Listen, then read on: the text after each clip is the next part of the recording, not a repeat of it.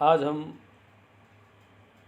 तर्क वाक्यों में व्याप्ति के तीसरे वीडियो में बात कर रहे हैं। पिछले दो वीडियो में हमने देखा कि व्याप्ति क्या होती है और यह कितने प्रकार की होती है, तथा फिर हमने देखा कि तर्क वाक्यों में जो पद होते हैं उनके पदों में व्याप्ति की क्या स्थिति होती है। तो पिछले वीडियो में हमने देखा कि सर्वव्यापी विधेयात्मक तर्क वाक्य तथा सर्वव्यापी निषेधात्मक तर्क वाक्य के उद्देश्य और विधेय पदों में व्याप्ति की स्थिति क्या होती है। अब हम आगे देखते हैं।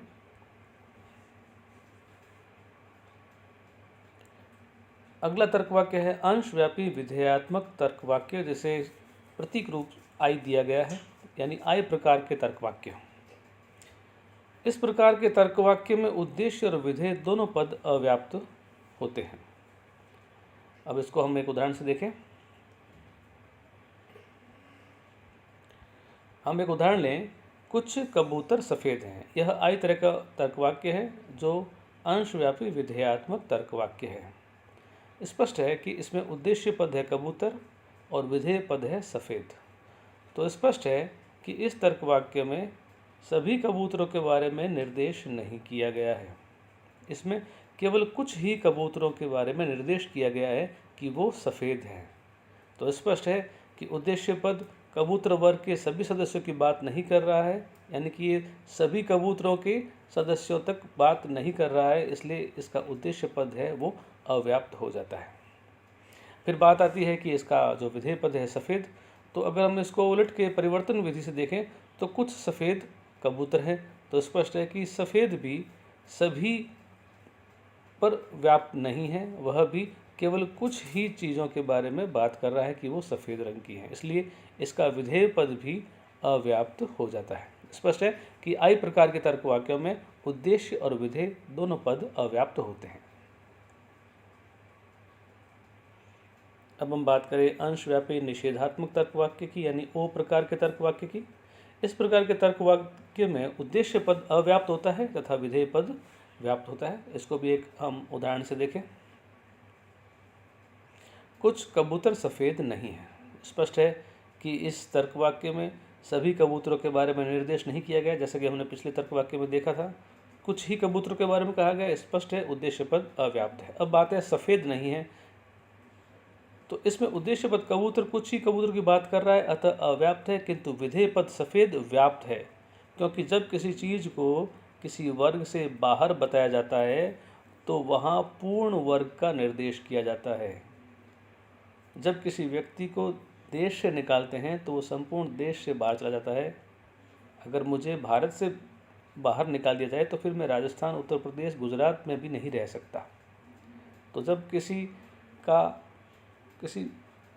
चीज़ को किसी वर्ग से बाहर बताया जाता है तो फिर वो उस पूरे वर्ग के लिए फिर संपूर्णता की बात होती है, व्यापक बात होती है, इसलिए यहाँ पे विधेय पद जो है वो व्याप्त है। आपको एक बार और मैं समझा दूँ कि निषेधात्मक जो भी वर्ग होता है जिसके पास होता है वो व्याप्त ही होता है, इसलिए सर्वव्यापी निषेधात्मक तर्क वाक्य में विधेय पद व्याप्त है और अंशव्यापी निषेधात्मक तर्क वाक्य में भी विधेय पद व्याप्त होता है।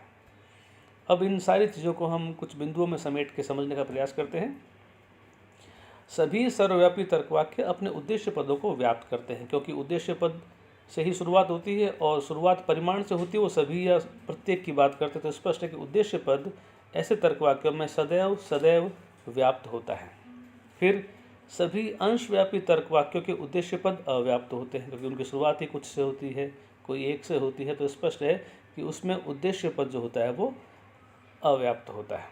फिर सभी विधेयात्मक तर्क वाक्यों के विधेय पद अव्याप्त होते हैं, यानी कि जितने विधेयात्मक तर्क वाक्य हैं, चाहे वो सर्वव्यापी विधेयात्मक हो चाहे अंशव्यापी विधेयात्मक हो, उनके विधेय पद सदैव अव्याप्त होते हैं।